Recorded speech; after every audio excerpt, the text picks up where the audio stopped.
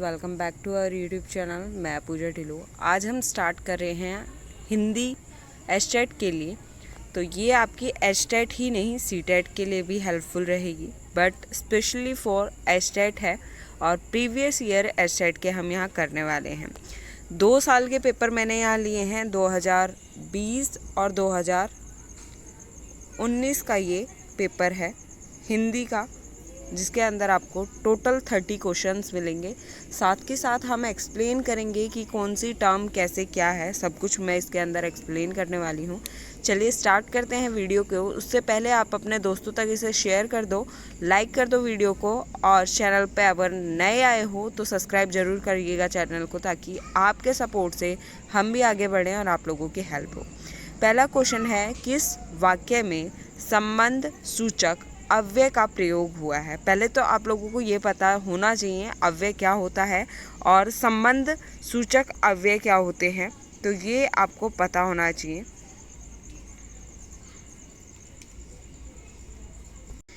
तो चलिए पढ़ते हैं कि क्या होते हैं आपके अव्यय। तो हिंदी के प्रयोग के लिए शब्दों के 2 भेद होते हैं। पहला होता है आपका विकारी शब्द, दूसरा होता है अविकारी शब्द, जिनको अविकारी शब्दों को ही अव्ययी शब्द कहते हैं। ठीक है, तो विकारी शब्द और अविकारी शब्द जो कि आपके अव्यय शब्द होते हैं, हम डिटेल में सब कुछ पढ़ते जाएंगे। ऐसा नहीं है अव्यय पूछा है तो अव्यय ही पढ़ेंगे। विकारी शब्द क्या होते हैं? विकारी शब्द उन तरह के शब्द होते हैं जिसमें शब्दों का रूप, लिंग, वचन, कारक और काल इनके अनुसार परिवर्तन होता है। उन शब्दों को क्या बोलोगे आप? विकारी शब्द बोलोगे। विकारी शब्द में संज्ञा, सर्वनाम, विशेषण तथा क्रिया आते हैं। ठीक है, अव्ययी शब्द यानी अवयव शब्द कौन से होते हैं? जिनके अंदर लिंग, वचन, कारक, काल के अनुसार कोई भी विकार नहीं आता है, उन्हें अवयव शब्द कहते हैं। अर्थात इस तहत शब्दों के सदैव कोई परिवर्तन नहीं होता है या वैसा ही बना रहता है, मतलब जैसा शब्द है वैसा का वैसा ही रहेगा। तो इसका मतलब है जो ऊपर आपको क्वेश्चन दिया गया था, ये जो आपको ऊपर क्वेश्चन दिया गया है, इसमें आपको अवयवी शब्द बताना है। ठीक है, अवयवी शब्द बताना है। तो ये है, राधा ऊपर नाचती है। ठीक है, फिर पूछा है, अनीता राधा से मधुर गाती है। राम बहुत तेज चल रहा था। मोहन आजकल ज़्यादा बोलता है। तो इसमें अवयवी शब्द कौन सा होगा? तो आप देख रहे हो कि राधा ऊपर नाचती है, तो इसमें तो मीन्स परिवर्तन हो सकता है ना, वो नीचे भी नाच सकती है। ठीक है, उसके बाद आपका राम बहुत तेज चल रहा था, वो धीरे भी चल सकता है, ये परिवर्तन हो सकता है। यहाँ ऊपर का नीचे हो सकता है। मोहन आजकल ज़्यादा बोलता है, वो हो सकता है कि कम भी बोल जाए। मीन आजकल ज़्यादा बोल रहा है ना, तो पहले कम बोलता था। बट यहाँ क्या है, अनीता राधा से मधुर गाती है, तो अब मधुर गाती है तो गाती ही रहेगी ना, ऐसा तो है नहीं गला खराब हो गया थोड़े ही दिन होगा वापस से वैसा ही हो जाएगा, तो इसके अंदर कोई परिवर्तन नहीं हो सकता। इसीलिए जो राइट आंसर होगा वो होगा अनीता राधा से मधुर गाती है, ये आपका राइट आंसर है। नेक्स्ट क्वेश्चन पे चलते हैं हम। तो नेक्स्ट क्वेश्चन है आपका, ये आपका संबंध सूचक किसे कहते हैं ये भी है। एक दिन इन्हें ब्रीफली एक्सप्लेन कर दूंगी मैं सभी को, आप अच्छे से अपनी हिंदी को कवर कर लेंगे इन सभी से। नेक्स्ट है आपका, अक प्रत्यय युक्त पद नहीं है। मीन्स ये जो नीचे शब्द दिए हैं इनमें से कौन सा ऐसा शब्द है जिसके अंदर प्रत्यय अक नहीं है? पहले तो आपको ये पता होना चाहिए प्रत्यय होता क्या है भाई। देखो, प्रत्यय होता है जो पीछे लगता है। ठीक है, प्रत्यय क्या होता है? जो पीछे लगता है, और उपसर्ग वो होता है जो आगे लगता है। तो अक किसके पीछे नहीं लगा है वो आपको यहाँ पर बताना है। पहला है आपका विधायक। ठीक है, विद जमा आयक या विद्य जमा अक, ये आपका बनेगा। फिर है आपका प्रेरक। ठीक है, यहाँ पर भी अक लगता है। फिर आपका आ गया निंदक, निंदक में भी अक लग रहा है, देख रहे हो, अक। फिर उसके बाद आपका आ गया लड़ाक। अब लड़ाक में क्या होगा? आ क, और हमें क्या पूछा इसने? अक। ठीक है, ये पूछा है इसने। क्या पूछा आपका? अक पूछा है। तो अक सिर्फ लड़ाक में नहीं लगता, क्योंकि लड़ाक में आक लगता है, बाकी सब में अक लगता है। यहाँ पर निंदक में भी, प्रेरक में भी और विधायक में भी आपका अक लगता है। चलिए नेक्स्ट क्वेश्चन पे चलते हैं। नेक्स्ट क्वेश्चन है, किस विकल्प में नियत पुल्लिंग संज्ञा है? अब पुल्लिंग संज्ञा आपको पता है, पुल्लिंग मीन्स जो फीमेल ना होकर मेल हो, वो वाला पूछा गया है। तो खरगोश, ठीक है, यहाँ बोल रहा है कि खरगोश। तो खरगोश क्या आपका स्त्रीलिंग है? मुझे बताओ, खरगोश स्त्रीलिंग है? नहीं। गिलहरी, गिलहरी आपकी बिल्कुल स्त्रीलिंग है। अब ये आप बटेर पूछोगे, बटेर क्या होता है? फिर आपका है कोयल, कोयल भी स्त्रीलिंग होती है। अब बात करते हैं एक बार बटेर की। पहले तो मैं दोनों ही आपको एक्सप्लेन कर देती हूँ।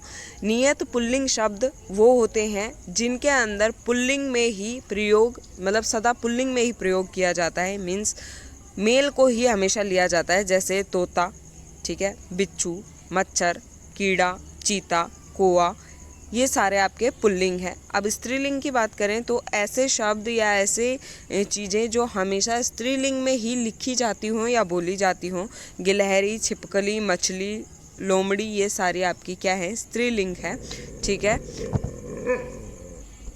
तो इस तरीके से आपको समझ में आ गया होगा कि क्या बोला जा रहा है आपके इसमें नियत स्त्री शब्द, स्त्रीलिंग शब्द या नियत पुल्लिंग शब्द के अंदर, ठीक है। तो यहाँ पर आपका जो आंसर रहेगा वो खरगोश रहेगा, क्योंकि बटेर भी क्या होती है? एक फीमेल होती है जो अंडे देती है।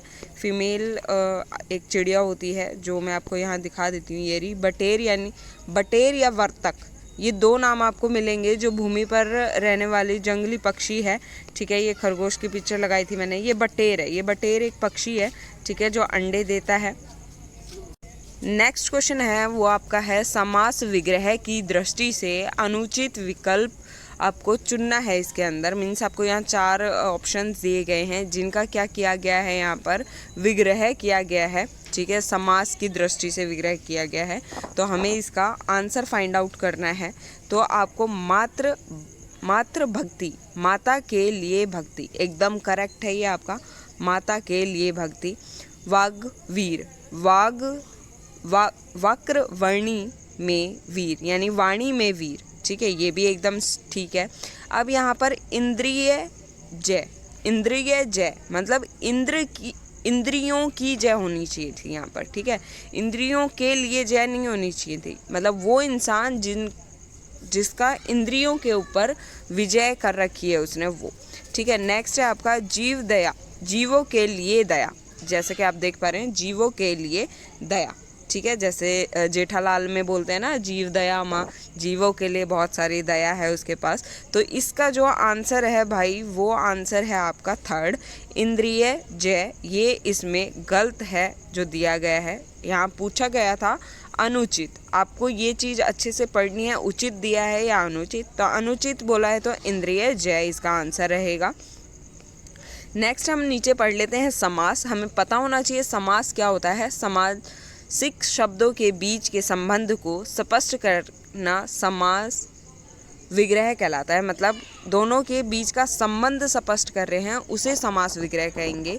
जैसे देशवासी, तो देश के वासी, तीर्थराज, तीर्थों का राजा, या अणुशक्ति, अणु की शक्ति, विद्यालय, विद्या का आलय, ये सारे आपके उदाहरण हैं इनके। तो आपको इस तरीके से शब्द बनाने हैं। नेक्स्ट है आपका गलत समास विग्रह चुनिए। दोबारा से वही रिपीटेड आपका क्वेश्चन आया था, मीन्स चेंज है वैसे तो। फिर यहाँ बोला है दूर के लिए दर्शन, दूर के लिए दर्शन, दूरदर्शन, क्या दूरदर्शन दूर के लिए दर्शन होता है? फिर आपके लिए बोला है दूर से आगत, मतलब दुरागत, ठीक है, दूर से ही उसका आगत करें, आ जाओ आ जाओ, ठीक है। उसके बाद कह रहा है पाठ के लिए शाला, पाठशाला, बिल्कुल सही है। सभा के लिए मंडल, सभा मंडल, तो सभा मंडल दिया गया है, बिल्कुल सही है। तो अब यहाँ पर हमारा पूछा गया है गलत समास विग्रह पूछा है। तो गलत समास विग्रह इसके अंदर कौन सा होगा आपका? दूर के लिए दर्शन। क्यों होगा दूर के लिए दर्शन यहाँ पर गलत आपका आंसर? वो एक बार देख लेते हैं। ये मैंने यहाँ समास पद दिए हैं और यहाँ समास विग्रह दिया है, तो ये आपका दूरदर्शन का दूर का दर्शन आएगा। दूर के लिए दर्शन नहीं है, दूर का दर्शन, दूरदर्शन यानी दूर का दर्शन। तो ये इसका सही समास विग्रह होगा। नेक्स्ट चलते हैं हम हमारे नेक्स्ट क्वेश्चन पे। नाम धातु क्रिया नहीं है। नाम धातु क्रिया क्या होती है, एक बार वो देख लो, फिर आपका आंसर बहुत आराम से मिल जाएगा। तो ये आपको मैंने नीचे दी है, नाम धातु क्रिया, क्रियाओं का निर्माण संज्ञा, सर्वनाम अथवा विशेषण शब्दों में प्रत्यय जोड़कर, प्रत्यय पता है आपको कहाँ जुड़ता है, पीछे, जो भी किसी भी शब्द के पीछे जुड़ने वाले शब्द को हम प्रत्यय कहते हैं, किया जाता है। दरअसल अब सभी क्रियाओं का निर्माण धातुओं से होता है, लेकिन हिंदी के बहुत से शब्द, संज्ञा, विशेषण, सर्वनाम शब्दों में ना प्रत्यय क्या जोड़ा जाएगा, ना, मतलब हर एक के पीछे ना ना ना जोड़ा जाएगा और उसको कहेंगे आप नाम धातु क्रिया। ठीक है, नाम धातु क्रिया आप कहेंगे।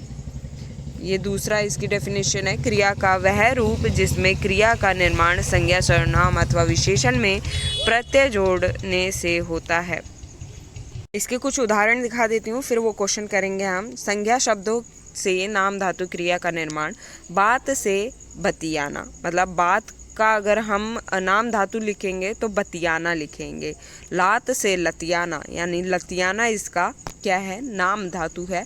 हथियाना, लजाना, ये शर्माना, रंगना, ये सारे आपके क्या हैं, नाम धातु हैं। अब आ जाते हैं हम हमारे क्वेश्चन के ऊपर, जिसके अंदर नाम धातु पूछा गया है आपसे। तो ये था नाम धातु क्रिया नहीं है। तो पहला दिया है आपका लतियाना, लतियाना आपको यहाँ पर दिख रहा है, एकदम सही है। फिर है सजाना, फिर है झुठलाना, फिर है गलियाना। एक बार अब इनके शब्द बनाते हैं। जैसे लतियाना तो क्या था, लात से लतियाना, ये क्या है, सज, तो सज से सजाना नहीं बनेगा, या सजा से सजाना नहीं बनेगा। ठीक है, फिर है झूठ, तो है ये आपका झूठ से झुठलाना। नेक्स्ट आपका बनेगा गलियाना, यानी गाली से गलियाना, आपका ये बन जाएगा। तो यहाँ पर जो आंसर रहेगा वो है सजाना। ठीक है, तो चलिए आगे चलते हैं। आई होप कि आपको टॉपिक भी क्लियर हो रहे होंगे। अगर आपको चाहिए कि मैं हिंदी के हर एक टॉपिक पे एक वीडियो बना दूं जो आपका पूरा स्टेट का सिलेबस है, तो आप मुझे कमेंट करके बोल दीजिएगा, मैं पूरी वीडियो बनाऊंगी। ये पूरी नाम धातु की डेफिनेशन, उदाहरण सब मैंने इसमें लिखा है। नेक्स्ट क्वेश्चन है, वर्णोच्चारण की दृष्टि से बेमेल चुनिए। मीन्स आपको यहाँ पर कुछ ऑप्शंस दिए हैं, अब आपको बताना है कि कौन सा गलत है। ठीक है, सही नहीं बताना है, आपको यहाँ गलत बताना है। ठीक है, तो ओ, तो ओ आपका कहाँ से आता है, कंठोष्ठ, मतलब कंठ और होठ। आपका ओ बोल के देखो, औ बोल के देखो, तो आपकी जो आवाज़ निकलेगी वो गले से निकलेगी और होठों से निकलेगी, मतलब होठों की एक शेप बनेगी, उसके बाद निकलेगी। एक बार इसको बोल के देखो और फिर गले पे हाथ लगाओ, तो गले से आवाज़ निकलेगी और आपका होठ आपको दिखेगा बाहर की तरफ, तो ये हो जाएगा कंठोष्ठ आपका। नेक्स्ट है आपका वै फै। अब ये देखो, एक बार बोलो वै फै, तो ये है दंतोष्ठ, मतलब दांत हमारे होठ पे भिड़ रहे हैं, इसका मतलब है दंतोष्ठ। ठीक है, नेक्स्ट है दै और धै, दै और धै। हम बोल रहे हैं दै और धै, इसको जब आप बोलोगे तो ये आपके दांत पे भिड़ रही है, आपकी जीभ कहाँ भिड़ रही है, दांत पे भिड़ रही है सिर्फ। दै और धै दांत पे भिड़ रही है, तो तालू नहीं है ये, तालू होता है हमारा दांत से पीछे। ठीक है, बट हमारे दांत पे भिड़ रही है। फिर है ठै और डै, मधुरता। ठीक है, ये मधुरता पे भिड़ती है आपकी, इसलिए ठै और ढै आपका वहाँ पर होगा। ये मैंने पूरी समरी दी हुई है जिससे आप याद कर सकते हैं। कंठ से कौन कौन से शब्द बोले जाते हैं, संज्ञा सर्वनाम दोनों बोला है मैंने इसमें, अंतस्थ भी बोला है और आपका उसम भी मैंने यहाँ दिया है। तालु से भी बताए हैं, मुद्रा से भी बताए हैं, दंत से भी बताए हैं। बोल के देखो, टे यानी तालु ही हो गया एक तरीके से आपका, मुद्रात तालु। दंत से है, ओष्ठ से है, नासिका नाक से बोले जाने, कंठ तालु कंठ और तालु से बोले जाने वाले, कंठ और होठ से बोले जाने वाले, और दंतोष्ठी यानी दांत और होठों से बोले जाने वाले शब्द मैंने यहाँ दिए हैं। नेक्स्ट चलते हैं हम हमारे कंठ धातु। ये सारी मैंने एक्सप्लेन की हुई हैं, पूरी आपको मैं अलग से किसी दिन कराऊंगी। अभी सिर्फ क्वेश्चंस के साथ जो मेन चीज़ हैं वो मैं आपको बताती हूँ। नेक्स्ट हमारा जो क्वेश्चन है वो है आपका, किस विकल्प में अनु उपसर्ग का उपयोग नहीं किया गया है। उपसर्ग आगे जुड़ते हैं, प्रत्यय पीछे जुड़ते हैं, तो आपको इस पूरे क्वेश्चन में देखना है कि कौन से में नहीं जुड़ा हुआ। ठीक है, यह है अनुस्वर। ठीक है, यानी अनु प्लस में स्वर, अनुस्वर। फिर है अनुषंग। तो यहाँ अनुषंग ये है, ये अनु आपका यहाँ पर रहेगा, अनु प्लस शंग। ठीक है, अनुशंग।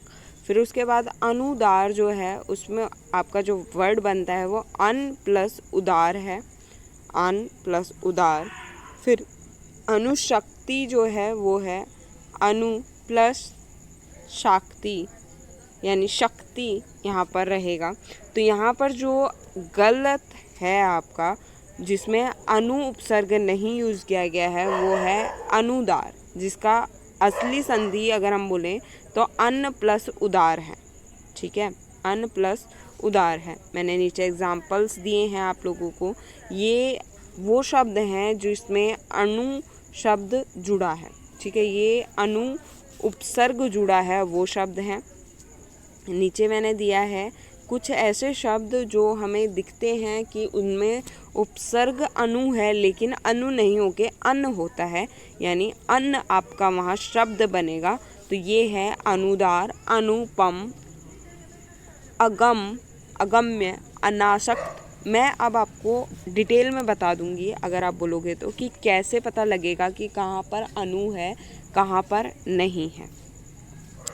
नेक्स्ट पे चलते हैं।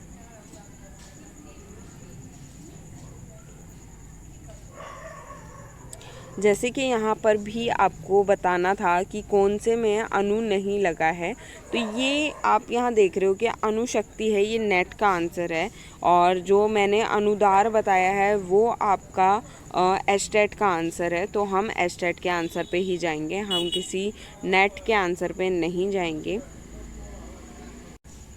ये आपको बताना है कौन से में नहीं है, अनुनय, अनुवर्ण, अनुरित और अन्वेषण। जिस भी बच्चे ने यहाँ तक वीडियो देखी है, आप इसका आंसर अपने आप बताएंगे कमेंट के अंदर, और फिर मैं बताऊंगी किसने सही आंसर दिया है यहाँ पर।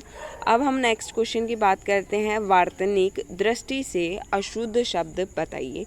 मीन्स आपको हिंदी की जो भाषा होती है, मतलब जो आप लिखते हैं शुद्ध अशुद्ध, उसमें बताना है कि इनमें से कौन सा गलत लिखा हुआ है। पहला है 53, फिर है अजमाइश, फिर है अंत्याक्षरी और फिर है छिपकली। तो आपको बताना है कि इनमें जो ये चारों शब्द हैं, चारों शब्द में से कौन सा आपका शब्द गलत लिखा हुआ है। तो ये भी आपको कमेंट करके बताना है। कमेंट कीजिए इसके ऊपर कि क्या इसका सही आंसर रहेगा, क्योंकि बहुत इजी है।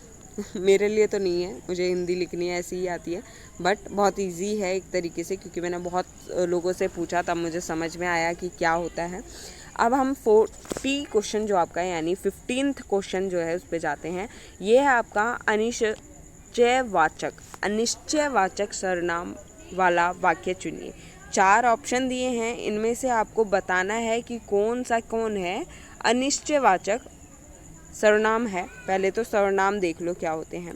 संज्ञा के स्थान पर प्रयुक्त होने वाले शब्दों को सर्वनाम कहते हैं। तो ये सभी को डेफिनेशन बहुत अच्छे से पता है। इसके भेद होते हैं आपके सर्वनाम के। सर्वनाम 11, वैसे तो हिंदी के अंदर 11 सर्वनाम होते हैं। मैं, तू, आप, यह, वह, सो, जो, कोई, कुछ, क्यों, ये सारे बहुत सारे हैं। पुरुष वचन कारक, इनके आधार पर ये 11 सर्वनाम दिए गए हैं। अब जो सर्वनाम हैं वो आपके कुछ इस प्रकार से होते हैं, 6 तरीके के होते हैं। इंग्लिश हिंदी दोनों के लिए मैंने यहाँ नाम बहुत प्रॉपरली दिए गए हैं। पहला होता है पुरुषवाच्य, फिर होता है निश्चयवाच्य, फिर होता है अनिश्चय। आपसे अनिश्चय पूछा है तो इसके लिए निश्चय पता होना जरूरी है। जिस सर्वनाम से किसी व्यक्ति, वस्तु या स्थान की निश्चित होने का बोध हो उसे निश्चय कहते हैं। और जस्ट इसका उल्टा जो होता है वो अनिश्चय होता है। यानी जो शब्द किसी व्यक्ति, वस्तु, स्थान आदि का निश्चयात्मक पूर्वक जो बोध है वो ना करवाए, ठीक है, उसे कहते हैं अनिश्चय। तो ये हो गया कोई, कुछ, किसी आदि, इस तरीके के जो शब्द होंगे वो अनिश्चयवाचक सर्वनाम के अंदर यानी इनडेफिनाइट प्रोनाउन जो होता है उसके अंदर प्रयोग होगा आपका। तो अब यहाँ आप एक बार देखो कि क्या क्वेश्चन था। तो यहाँ क्वेश्चन था आपका, मैं कुछ पुस्तकें लाया हूँ। वैसे तो कुछ आ गया तो ये भी हो सकता है, बट क्वेश्चन पूरा पढ़ो। मैं कुछ पुस्तकें लाया हूँ, इन्हें तुम रख लो। तो इसमें ऐसा कुछ नहीं है कि अनिश्चितता है या मतलब ऐसा कुछ है कि इसमें गलत हो जाएगा। फिर देखो यहाँ, दाल में कुछ काला है। कुछ क्या, कुछ पता नहीं, बट कुछ काला है, ठीक है। तो ये थोड़ा हमें गलत सा लग रहा है यहाँ पर। केवल वही तुम्हारी प्रशंसा कर सकता है, इसमें तो ऐसा कुछ नहीं है। फिर उसके बाद है, वह चाहता है कि तुम सदैव आगे बढ़ो, इसमें भी कुछ नहीं है। तो दोनों ही ये कुछ वाले हैं, लेकिन इसमें ऐसा कुछ हमको दिख नहीं रहा।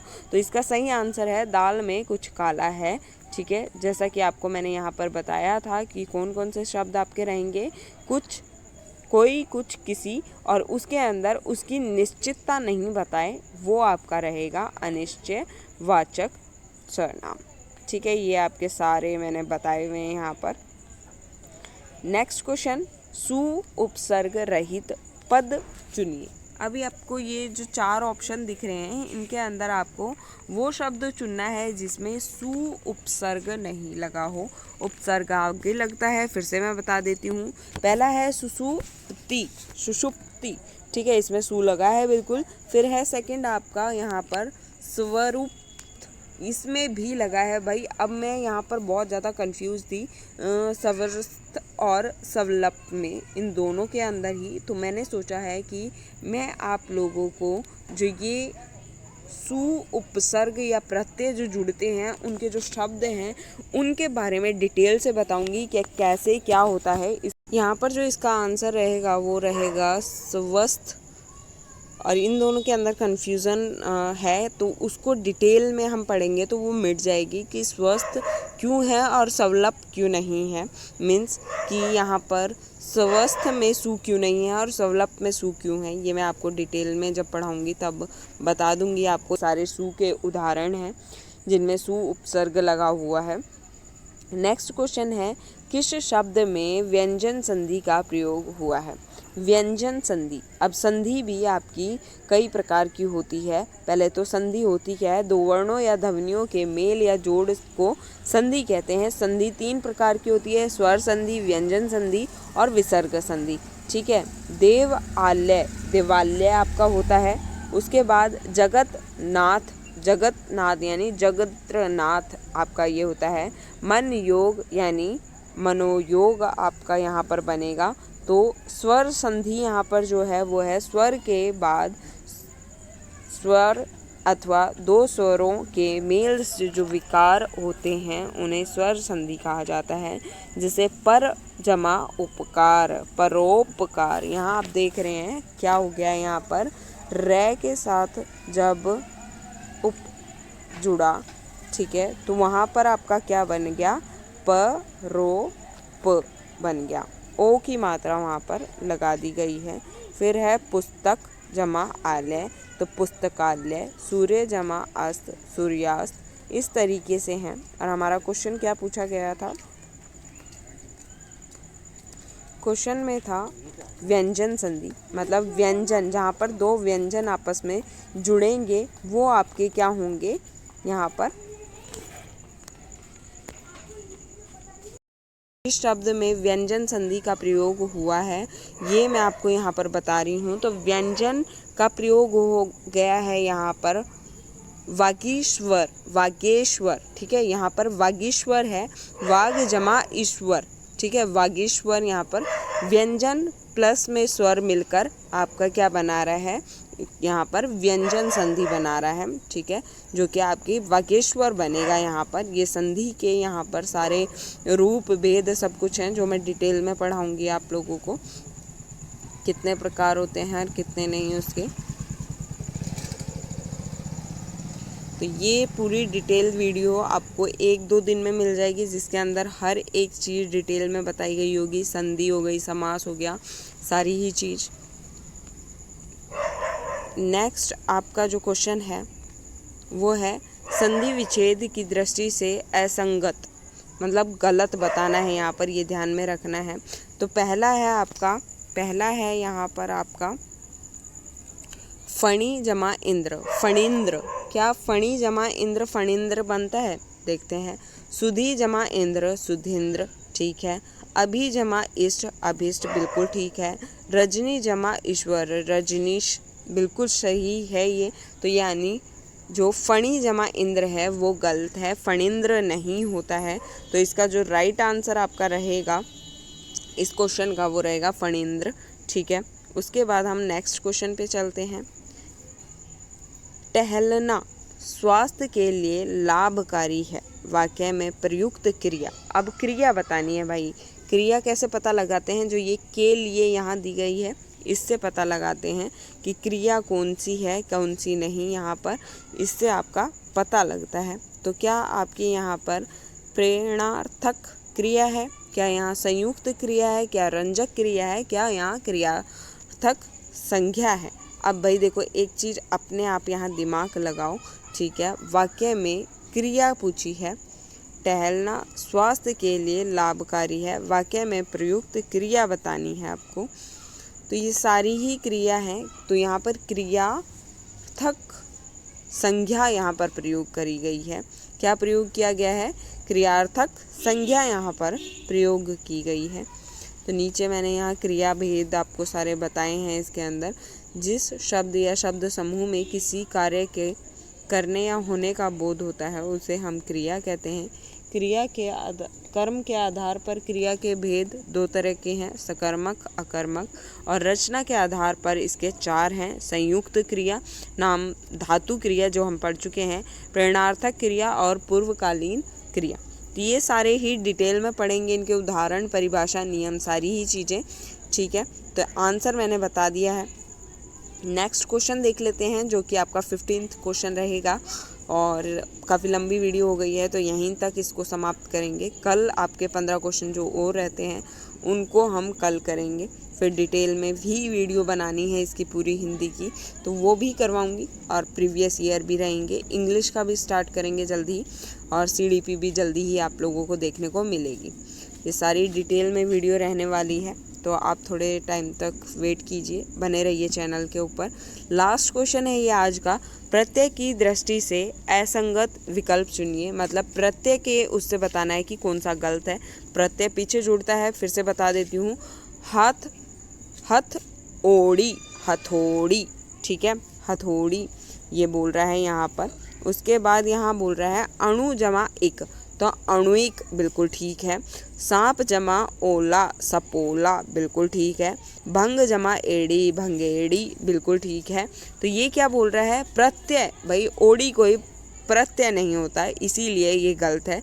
वैसे तो संधि विच्छेद अगर हम देखें तो मीनिंग सही निकल रहा है। ओड़ी वैसे कोई शब्द भी नहीं होता और कोई प्रत्यय भी नहीं होता है, इसलिए यहाँ पर जो गलत है मतलब वो है हथौड़ी, और इस क्वेश्चन का जो आंसर है सही वो है आपका हथौड़ी। सो all the very best for your HTET exam. तैयारी करिए, टाइम से अपना पढ़िए, आराम से खाइए पिए मौज कीजिए, लेकिन पढ़िए ज़रूर। टाइम टेबल आप लोगों के लिए आप कैसे मैनेज करेंगे वो कल आपको वीडियो मिल जाएगी, सिलेबस भी आपको कल मिल जाएगा। So all the very best for your exam. Do like share and subscribe my channel. Have a great day, take care.